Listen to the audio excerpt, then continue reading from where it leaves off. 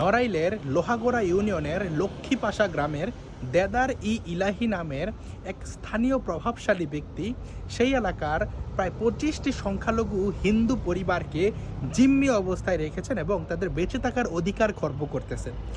সেই মালোপাড়া অর্থাৎ যারা পেশায় জেলে তাদের 25টি পরিবারের বহির্গমনের জন্য এলাকায় যোগাযোগের জন্য যে রাস্তা, সেই রাস্তা শুধুমাত্র তিনি ধর্মীয় সংখ্যাগরিষ্ঠতার জেরে তার ক্ষমতার বলে তিনি প্রাচীর নির্মাণ করে দেন। সেই প্রাচীর নির্মাণের জায়গা নিয়ে মামলা বিচারাধীন আছে এবং সেখানে ইনজাংশন অর্ডার দেওয়া আছে, অর্থাৎ সেখানে কোনো স্থাপনা নির্মাণ করা যাবে না। কোর্টের সেই রায়কে বুড়ো আঙুল দেখিয়ে সংখ্যাগরিষ্ঠতার জেরে বা তার স্থানীয় প্রতিপত্তির জেরে সে সেই পরিবারকে জিম্মি করে রাখছে এবং সেখানকার বাচ্চারা স্কুলে যেতে পারতেছে না, কেউ বাজার যেতে পারতেছে না, সেখানকার যারা ভ্যান চালক তারা ভ্যান বাড়ি থেকে বের করতে পারতেছে না।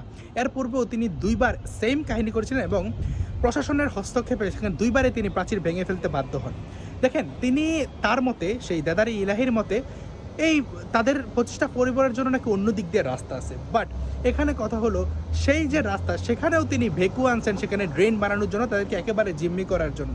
সম্পূর্ণ ঘটনা আমরা জানতে পারি এনটিভির বরাতে এবং ভুক্তভোগীদের ভিডিও বার্তার মাধ্যমে। আমি সব কিছু কমেন্ট বক্সে দিয়ে দিব।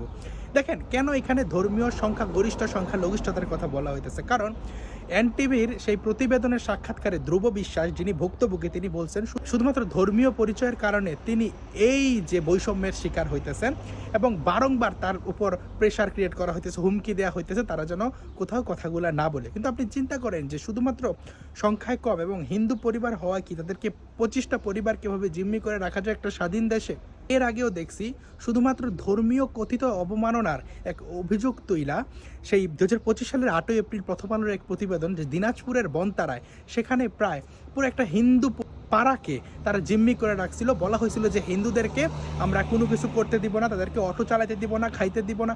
ভাই, এই জিনিসটা আপনি চিন্তা করেন কতটা ইনহিউম্যান। ধর্মীয় সংখ্যাধিক্যের কারণে জাস্ট একটা তুচ্ছ ঘটনাকে কেন্দ্র করে সম্পূর্ণ হিন্দু সনাতনী সমাজকে জিম্মি করে দেওয়া, শুধুমাত্র তার ক্ষমতার বলে প্রাচীর তুইলা 25টা হিন্দু ফ্যামিলিকে জিম্মি করে দেওয়া কি ধর্মীয় সম্প্রীতির লক্ষণ? সব প্রত্যেকটা ঘটনা আমাদের চোখে আঙুল দিয়ে দেখা যায় যে বাংলাদেশের হিন্দু সম্প্রদায়ের মানুষজন আসলে কেমন আবেগ উৎকণ্ঠায় দিন পার করতেছে এবং কিভাবে ধর্মীয় পরিচয়ের কারণে বৈষম্যের এবং হুমকির শিকার হইতেছে, তাদের মানবাধিকার কিভাবে খর্ব করা হইতেছে।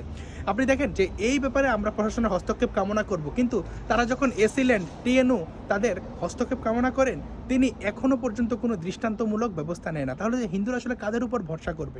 কিন্তু আপনি সোশ্যাল মিডিয়ায় এমন ক্যাম্পেইন দেখবেন যে বলা হইতেছে 7% হিন্দুরাই নাকি সংখ্যাগুরু। তো এই হলো সংখ্যাগুরুদের অবস্থা, যে যেই সময় আপনি নিজে অবমাননা কইরা হিন্দুদের উপর দায় চাপায় তাদেরকে জিম্মি করে দেওয়া যায়, অবরুদ্ধ করে দেওয়া যায়। ভিডিও শেষ পর্যন্ত দেখে থাকলে লাইক, কমেন্ট এবং শেয়ার করতে পারেন। ইউটিউবে দেখলে সাবস্ক্রাইব করতে পারেন। ধন্যবাদ সবাইকে। এবং আপনাদের যে কোনো ধরনের কোনো নিউজ আপনি আমাদের সাথে যোগাযোগ করতে পারেন যদি আপনি মনে করেন যে জিনিসটা প্রচার করার প্রয়োজন। ধন্যবাদ সবাইকে।